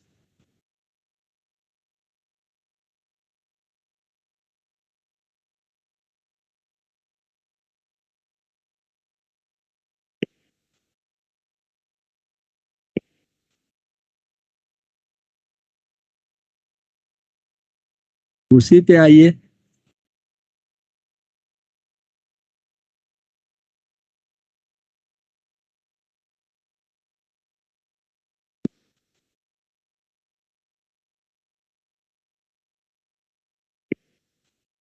I cross i क्या होगा?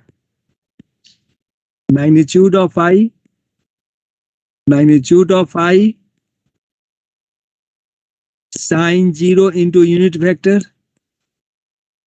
0 नल वेक्टर। साइन 0 0 होता है। Yes sir. Yes sir. Similarly j cross j 0 vector, k cross k 0 vector. अब हम लोग को ऐसा ही लिखना चाहिए, लेकिन अब महान लोग सब जो हैं वो सब ऐसे लिख देते हैं। भाई एक तरफ वेक्टर आप यूज कर रहे हो, दूसरे तरफ आप स्केलर, तो वेक्टर और स्केलर का भी यूज इक्वल हो सकता है। लेकिन धड़ल्ले से लिखते हैं और जस्टिफिकेशन देते हैं कि अरे समझने वाला समझ जाएगा कि वेक्टर वेक्टर का क्रॉस प्रोडक्ट है तो वेक्टर ही ना होगा। तो मेरे साथ एक मेरा एक दोस्त है, उसने एक आईआईटी में जब वह था तो एक बहुत लेंदी कैलकुलेशन था जो कि एग्जाम में आ गया, और वह कैलकुलेशन को सॉल्व करने पर वह 3 से 4 पेज में होता था। तो सभी लोगों ने वैसे लिखा, उसको सिंप्लीफाई करके लिखा उसको। उसने एग्जाम में लिख दिया कि after some mathematical manipulations it में इजीली रिड्यूस टू, और लिख दिया रिजल्ट। अब जब मार्क्स आया तो भाई एग्जामिनर तो कहा कि नहीं ठीक है, इस लड़के के लिए बहुत आसान था, और जो डिफरेंट ट्रांसफॉर्मेशन बीच बीच में सब्स्टिट्यूशंस करने थे, सभी सब्स्टिट्यूशन को वह कैसे कर लिया। अब तो कोई फेस टू फेस तो एग्जामिनेशन था नहीं, जो वह एग्जामिनर उसको कॉल करता और बुलाता और तब उससे पूछता कि बताओ भाई कैसे तुम किया, तो उसको बेनिफिट ऑफ डाउट में फुल मार्क्स मिला। और दूसरे लोग जो पूरा एक्सप्लेनेशन किए थे, कहीं कहीं कुछ गलती हो गया तो फुल मार्क्स में कुछ मार्क्स कम गया। तो वैसा ही जस्टिफिकेशन लोग देते हैं कि आई क्रॉस आई जो 0 है, और हम यदि एरो नहीं देते हैं तो यह समझने वाले को समझना चाहिए कि वह नल वेक्टर है। तो एक तरफ आप वेक्टर सिंबल लिख रहे हैं, दूसरे तरफ आप स्केलर यूज कर रहे हैं, पता नहीं क्या लिखना चाहिए, इससे कुछ आय तौबा नहीं होगा। अब i cross j, magnitude of i, magnitude of j sin 90 degree into unit vector which is normal to the plane of I and J. तो I और J के प्लेन पर जो परपेंडिकुलर है वह K वेक्टर है, यस सर है। तो इसीलिए I क्रॉस J जो हो गया वह K हो गया। J क्रॉस K I हो जाएगा और K क्रॉस I यह J हो जाएगा। यदि साइक्लिक ऑर्डर में हम लोग चलें और I J K यदि लिखें तो एंटी क्लॉकवाइज डायरेक्शन में पॉजिटिव होगा, क्लॉकवाइज डायरेक्शन में जाएंगे तो निगेटिव होगा।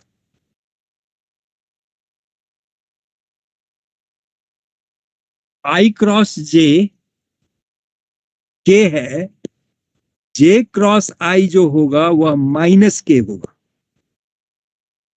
K cross J minus I होगा, I cross K minus J। अब इस कंसेप्ट से यदि हम लोग A क्रॉस B निकालना चाहें, लिख लिए? यस सर लिख लिया। तो आगे चलूं? Yes sir.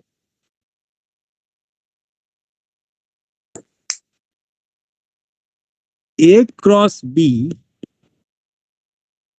A वेक्टर यदि A1I plus A2J plus A3K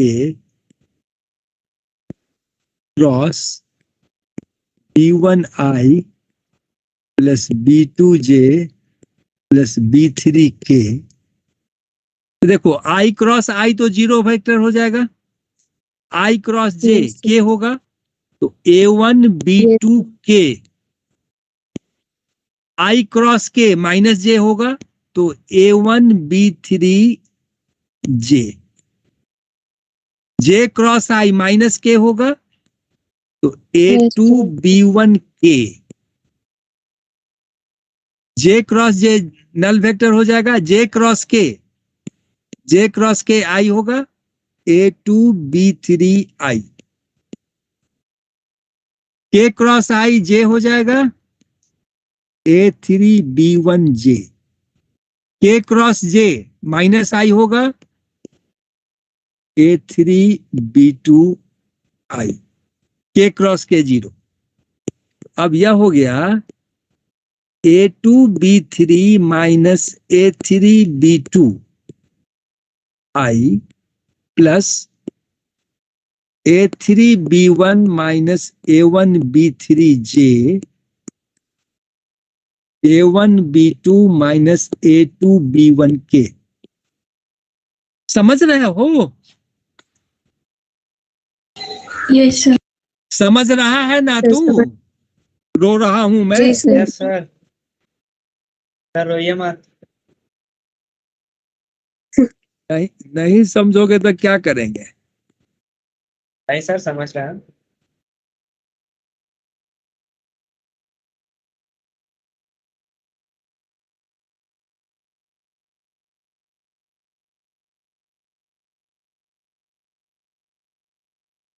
A cross B को हम लोग ऐसे भी लिखते हैं, तो क्रॉस प्रोडक्ट ऑफ कोई भी दो वेक्टर आप लोग लीजिए, उसका क्रॉस प्रोडक्ट निकालिए फटाफट।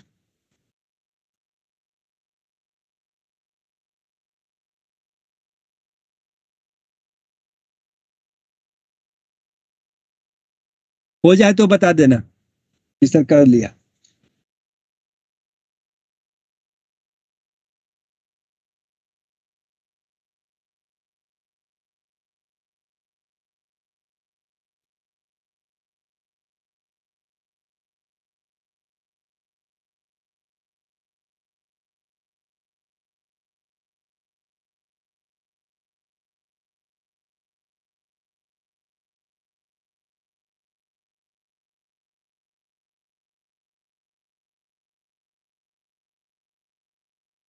हो गया? ओ मेरे भाई,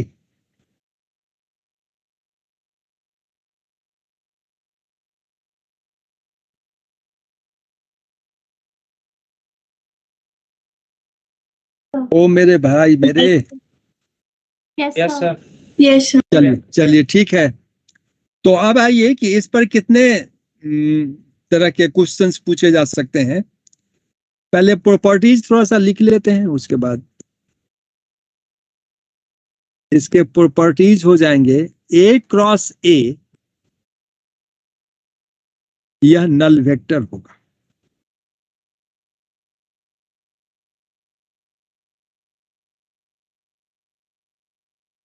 ए cross B is minus of B cross A. And A cross B is not equal to B cross A. A cross B is equal to B cross A if and only if A and B are equal. Equal हो जाए या parallel हो जाए,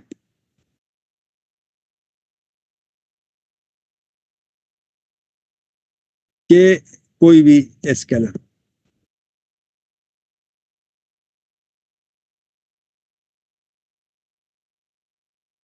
ए cross B plus सी, ए cross B plus ए cross सी distributive होता है ए cross B minus C, A cross B minus A cross C.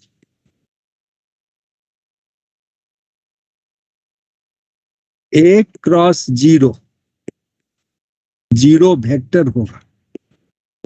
A dot zero, यह zero scalar होगा और यह वेक्टर होगा। तो दोनों के लिए जीरो लिखना सही नहीं है, यह भी हम लोग को समझना चाहिए। दोनों जीरो में डिस्टिंक्शन होना चाहिए कि कौन क्या है नहीं है। अब है कितने तरह के प्रॉब्लम्स इससे पूछे जा सकते हैं। प्रॉब्लम्स टू बी आस्क्ड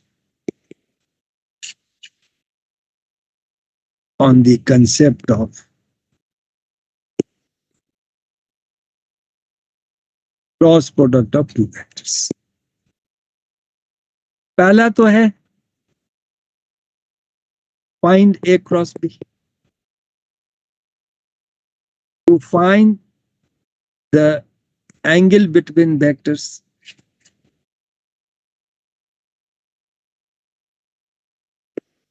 यह कैसे होगा angle between? A cross B को हम लोग डिफाइन करते हैं magnitude of A magnitude of B into sine theta into unit vector.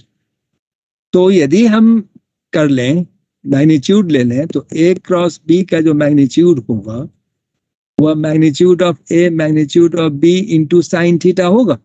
यह यूनिट वेक्टर है, तो यूनिट वेक्टर तो 1 हो जाएगा। तो यहां से साइन थीटा हो जाएगा ए क्रॉस बी का magnitude by magnitude of A magnitude of B. तो यहां से एंगल निकल जाएगा। तीसरा, to show A and B are parallel, इसके लिए क्या करना पड़ेगा? ए क्रॉस बी जो होगा वह नल वेक्टर हो जाए तो पैरेलल हो जाएगा। चौथा है टू फाइंड यूनिट वेक्टर। भाग गया बहुत दूर, नीचे कर दीजिए।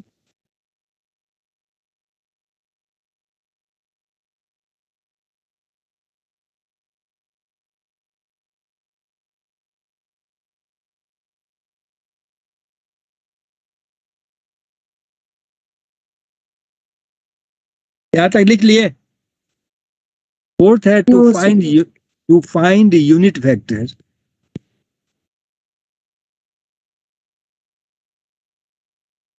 normal to the plane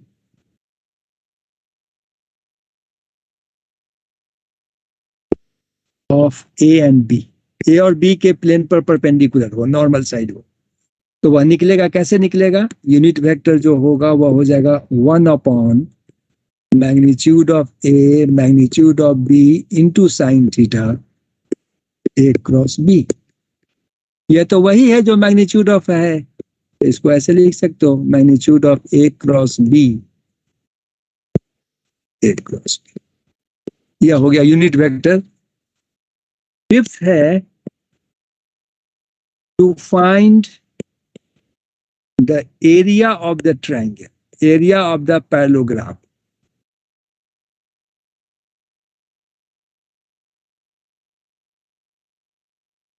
Formed by the adjacent sides A और एरिया ऑफ ट्रायंगल जिसका 2 साइड्स पता हो।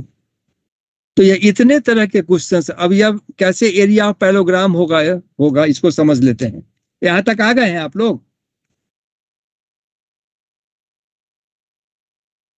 यहां तक Yes, ठीक sir. है? यस अब एरिया कैसे होगा या मैं क्लियर कर लूं तो थोड़ा सा ऊपर ले जाऊं पेज को। Yes sir.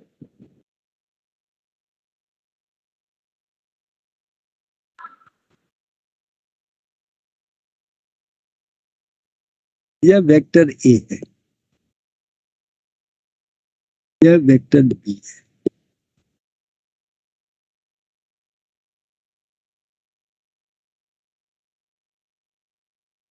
यहां से परपेंडिकुलर ड्रॉ कर दो, इसको ज्वाइन कर दो, ओ ए बी, यह एम है, यह एंगल थीटा है। तो बी एम को लिख सकते हो B M by O B into O B, magnitude of B sine theta लिखेंगे। Yes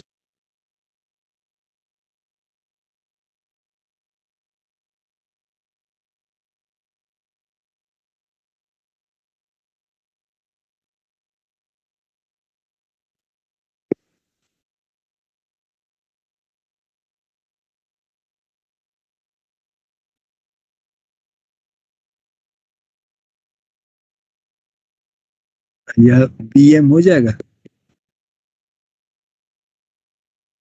half by base into height, यह एरिया ऑफ ट्रायंगल नहीं होगा।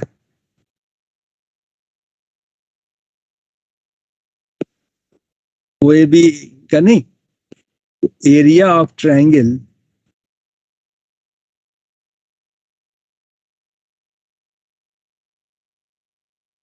अब यह यदि पैरेललोग्राम हो जाए तो इसका यह एरिया सेम होगा, तो एरिया ऑफ द पैरेललोग्राम होगा।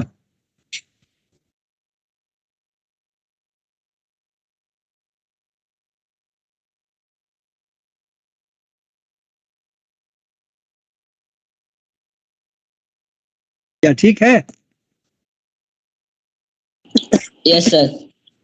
तो इतने तरह के क्वेश्चंस इस पर, प्रोडक्ट ऑफ 2 वेक्टर्स और प्रोडक्ट ऑफ से इसको आगे चलेंगे। इस सबको एक बार जस्ट मैंने आपको रिवाइज करा दिया क्योंकि फिजिक्स में आपने पढ़ा होगा। एक जो लास्ट कंसेप्ट है वह है linear combination of,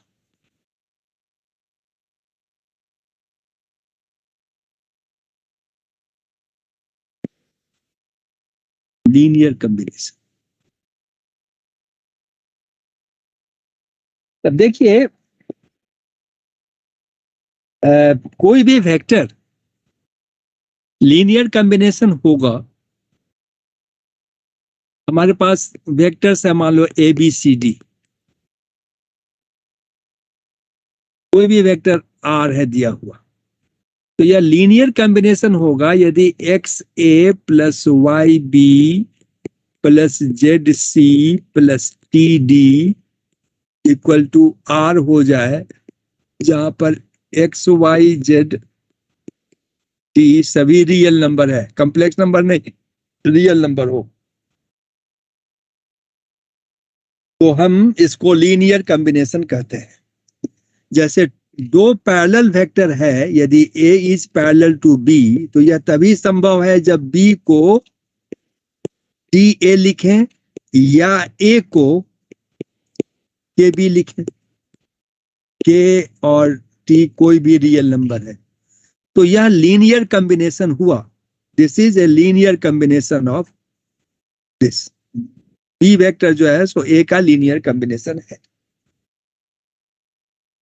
3a minus 2022b plus 2020c, यह भी लीनियर कॉम्बिनेशन है। लीनियर कॉम्बिनेशन ऑफ ABC है। xi plus yj 2i minus 3j plus 4k, यह सभी लीनियर कॉम्बिनेशन है।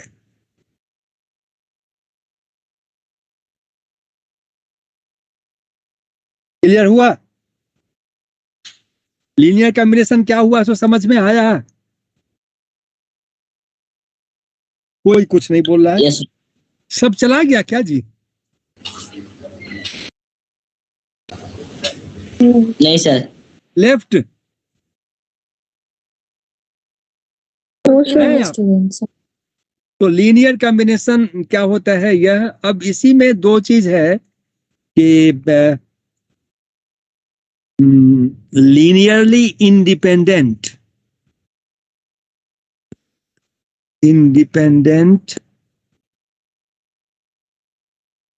और लीनियरली डिपेंडेंट।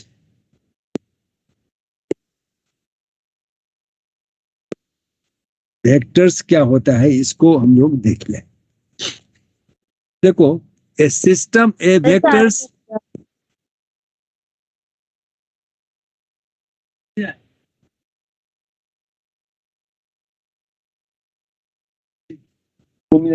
और vectors ABC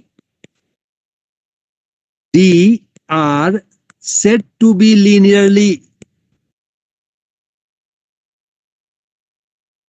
linearly dependent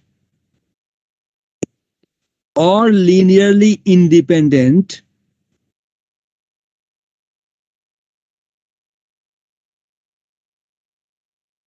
if, यदि हम linear combination XA YB ZC PD लेकर के चलते हैं, यह 0 है, और जहां पर XYZT सब स्केलर है, एटलीस्ट 1 XYZT इज नॉट 0, तो वह लीनियरली डिपेंडेंट होगा। और ऑल XYZT सब 0 हो जाए तो यह लीनियरली इंडिपेंडेंट। ठीक है, तो कोई भी लीनियर कॉम्बिनेशन लेकर के उसको नल वेक्टर से इक्वेट करेंगे, और यदि वह सभी वेक्टर्स का जो स्केलर्स है वह सभी स्केलर्स 0 हो जाता है तो वह लीनियरली इंडिपेंडेंट हो जाएगा। और at least one of the scalars is not 0, then that very representation is called linearly dependent. तो लीनियरली डिपेंडेंट, लीनियरली इंडिपेंडेंट, इसको एक बार देख लीजिएगा। अब हम लोग नेक्स्ट डे जो क्लास होगा तो उसमें हम लोग प्रॉब्लम से आगे चलेंगे। You all are requested to please go through the content which ever discussed before you and go through the content of your books which you have. ठीक है? Yes, sir. Thank you, sir. Thank you, sir. Thank you. Thank you, sir. Thank you sir. Thank you sir. बस 22 लोग बचे, सभी लोग 28 अब 26 हो गए, 25 हो कम गए। होते जा रहा है। शेयर बाजार की तरह डाउनफॉल हो गया। सर टाइम भी हो गया ना। हाँ चलो ठीक है, टाइम। सर इसकी PDF भेज दीजिएगा। PDF कैसे बनेगा ऐसे बताइए ना। करते हैं वही बताते हैं। बताइए कैसे करें PDF। पहले तो इसको सेव वन नोट पे सेव कर लीजिए पहले वन नोट पर शेयर करें। हाँ, अब अब यहाँ पे जाए, जी। मिनिमाइज कर दीजिए। इसको मिनिमाइज कर दें। क्विक नोट्स के बगल में मिनिमाइज, क्विक नोट्स के बगल में ये बगल में नहीं, उसके बगल में डबल एरो है ना। कर हाँ तो सर, दिया। सर फाइल में, फाइल फाइल, अब सर प्रिंट, चाहे एक्सपोर्ट कर लीजिए, एक्सपोर्ट। एक्सपोर्ट, अब पीडीएफ, पीडीएफ, यस सर। अब क्या करें? सेव कर दीजिए डेस्कटॉप पे। सेव कहाँ है? सेव है कहाँ? पीडीएफ पे दबाइए ना, पीडीएफ पे दबाइए सर। दबाए दबाए हुए तो हैं, कहाँ चला गया दबाए तो?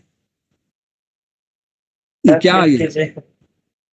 फिर से इसको क्रॉस कर देना सर। इसमें नहीं सर, डाउनलोड्स पे जाइए इसमें सर, हाँ, डेस्कटॉप हाँ, और ऊपर हाँ। कीजिए, और ऊपर, डाउनलोड तो ऊपर। जाए और ऊपर सर हाँ, डेस्कटॉप। डेस्कटॉप, अब वहाँ पे कहाँ कोई गए? नाम दे के सेव कर दीजिए। नाम, नाम क्या दें? नीचे यहाँ फाइल नेम है। वेक्टर दे देते हैं जी सर। क्या? Yes sir. वेक्टर, ठीक है। अब सेव कर दीजिए। जी सर। सेव एज, यहाँ यस सर, सेव नीचे का, नीचे सबसे नीचे सेव का ऑप्शन। हो गया सेव। अब क्या करें? सर आप MS टीम्स पे जाइए। टीम्स पे गए, अब बताओ। सेविंग तो हो गया है, ग्रीन हो गया पूरा, कहाँ चला गया वो? सर मैं स्क्रीन पे वन नोट ही दिखा रहा है अभी तक। हम तो आ गए यहाँ सर टीम्स